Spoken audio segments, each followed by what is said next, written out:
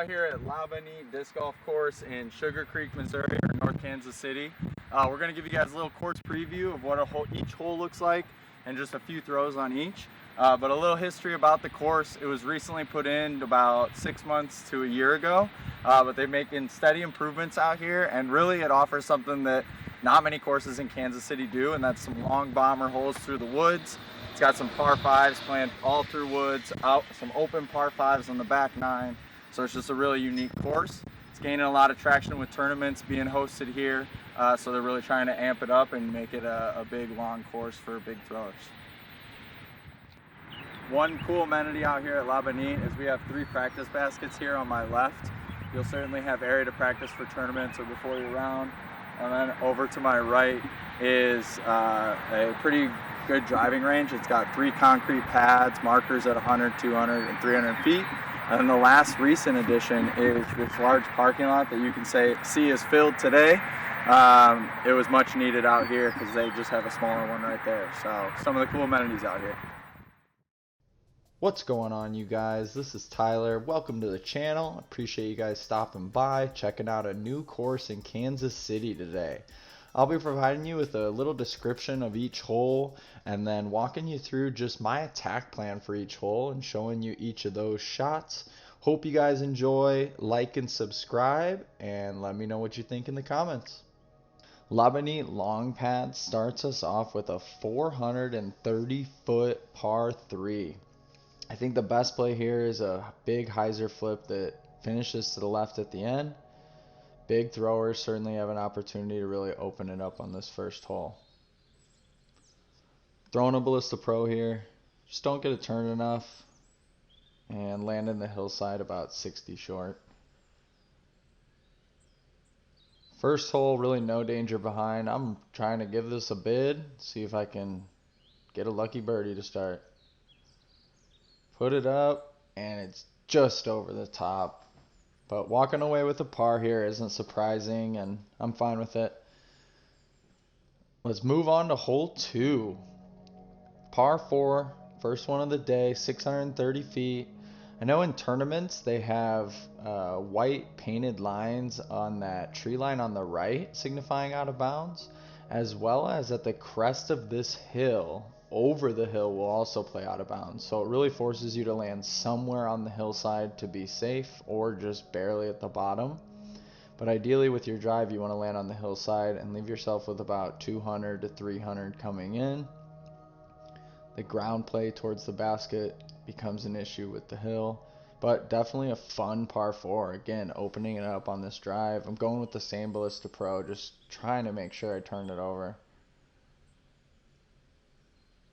And I do, and it just rides that hill and leaves me with probably 250 coming in.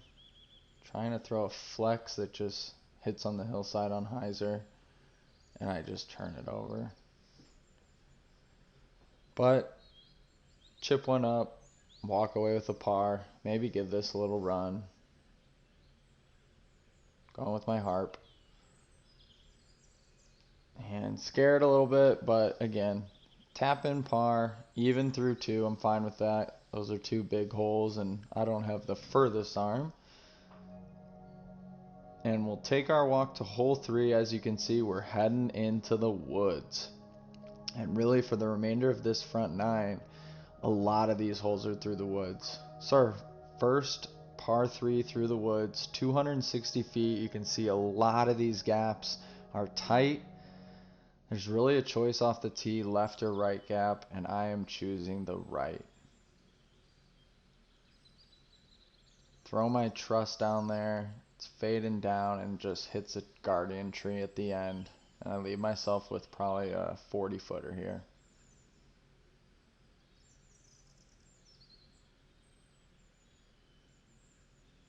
And just off the cage, and then another one for good measure.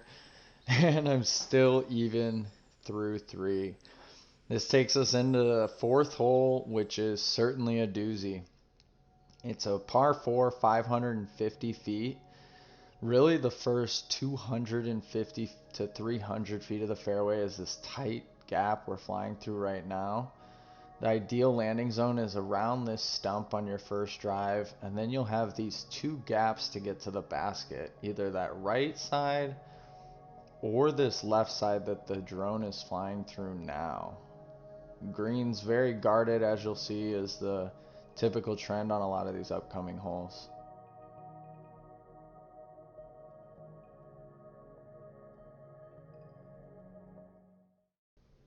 LaBenite recently put in some orange benches at a few of the holes. Definitely a nice amenity for those that are out there walking on hot summer days.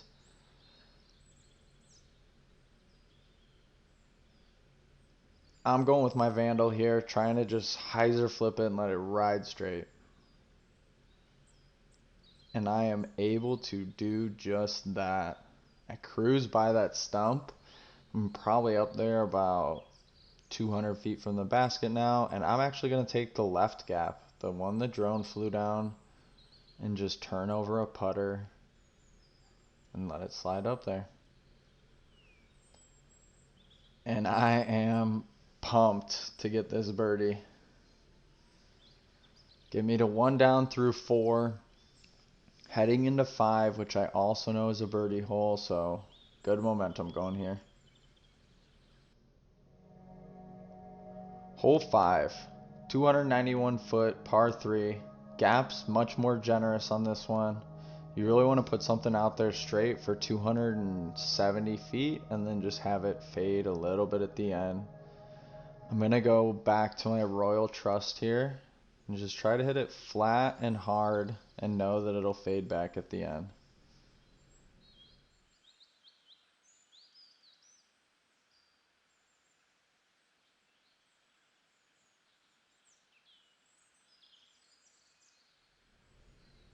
Another 50 footer. Just give it a bid. And barely short.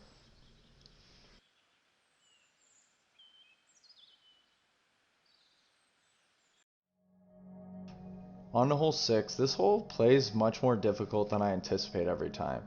It's only listed at 342 feet, but it feels like it plays longer. The trees we're flying through right now all guard the basket at about 100 feet away from it, so it makes it difficult to get through. You can see I'm going with my Vandal, the same one I threw on hole 4, trying to replicate that shot really. Just throw it straight. And I get it on a good line. And it catches those trees that I referenced that are about 100 feet from the basket.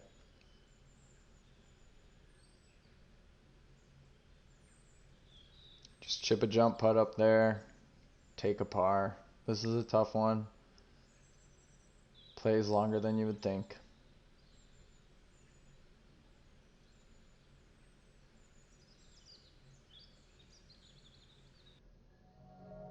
On to hole 7. 255 foot par 3. Some low ceiling to contend with off the bat. I think the best shot here is a flex right hand backhand. And you can try to play a skip into this green. Oshie!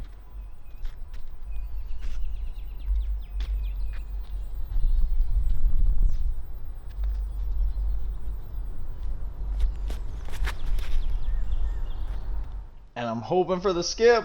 And there you can see it. Big flare skip over to the basket. And the Yoshi Felon sets me up for a birdie. Put 2 in there for good measure. And that is 2 down through 7. And that takes us to hole 8. Our first par 5 of the day. 675 feet.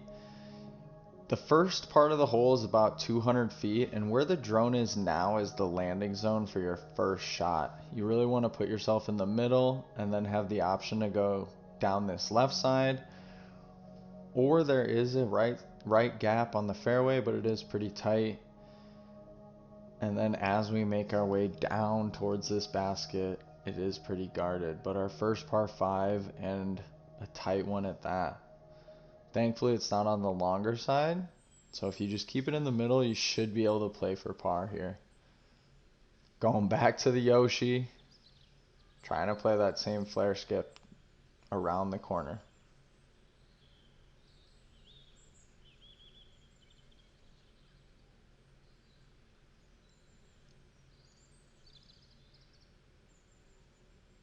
And I get that good skip, but unfortunately it's like 10 feet too far. I'm just pushed up against the right side of the fairway now. Gonna try to go with an Explorer and turn it over down the left gap.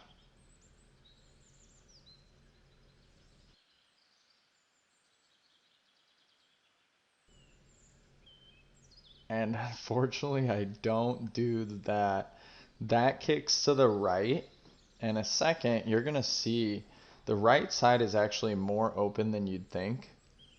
Here I'm just showing you another line. A roller isn't a bad play on this hole. Can get some distance and be less likely to hit trees. But here you can see that right side. Even if getting off the fairway, you still got a gap. Throwing a harp up at the basket and just catch too short. Poor bit on the putt, but I will take my par and move on. 2 under through 8, going into the last hole, the front 9, which we're going to see is a par 3, sitting at 270 feet to finish it. I think this hole plays very similar to hole 7 in the sense that it is a forced over backhand shot that finishes out to the left. You can see right now there's a lot of room off to the left of that basket. So I'm just telling myself to force it over, but don't be afraid to finish left.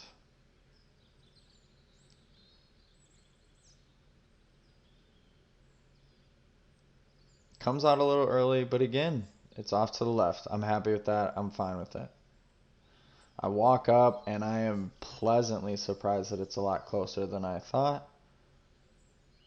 Let's see if I can close this one out and finish the front 9 at 3 down.